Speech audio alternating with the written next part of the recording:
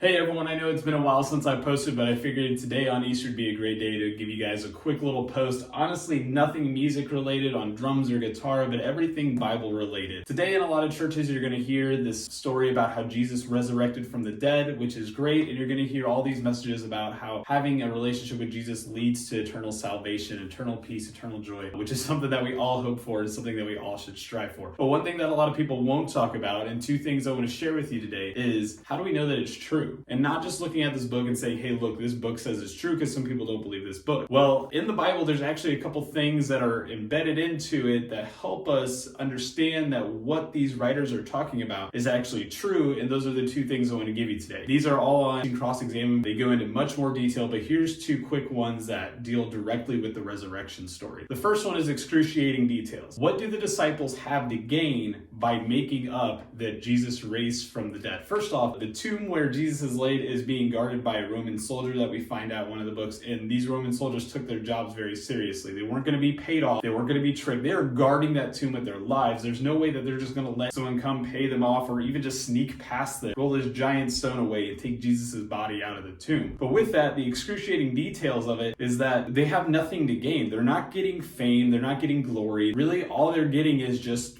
brutally murdered for what they're doing. They're willing to die for what they believe. Now, on a quick little side note, some people say yes, but many other religions, especially like people in Islam, are willing to die for what they believe.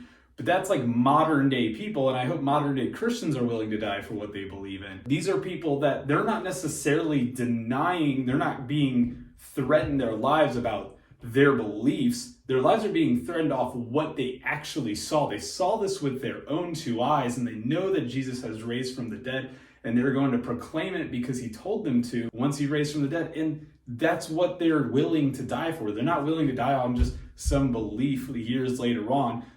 They saw it happen there, and they got nothing to gain from it. So why would they try to make up this whole religion, make up this whole story about Jesus rising from the dead, if it's just going to get the remaining 11 of them all killed? Next is embarrassing details. What historians have found is that if there's a character in history who has some sort of embarrassing trait about them or some sort of embarrassing story that's tied to them, especially something that they're willing to admit, it's more than likely true that people aren't going to be making up stuff to make themselves sound bad. There's some things in the New Testament the disciples wouldn't be making up because it just is making them sound bad all around. Perfect example of this is later on in John. The women go down to discover the empty tomb. Notice the men are not with them. John, it tells us why the men are not with them. The men are not with them because they are scared that the Jews are going to either kill them, put them in jail, whatever it was that they were afraid of.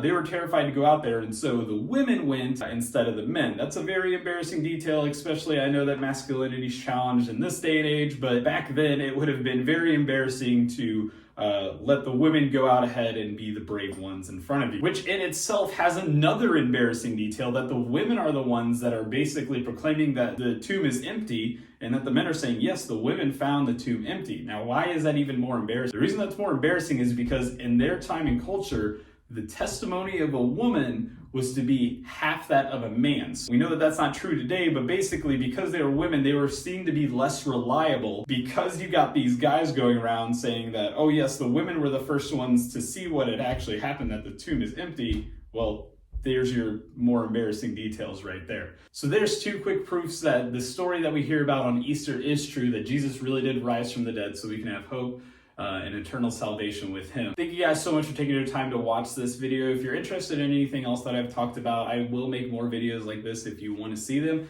Everything I've been talking about is what's known as apologetics. This here is an apologetics Bible. You can kind of see it there on the spine. It's a study one.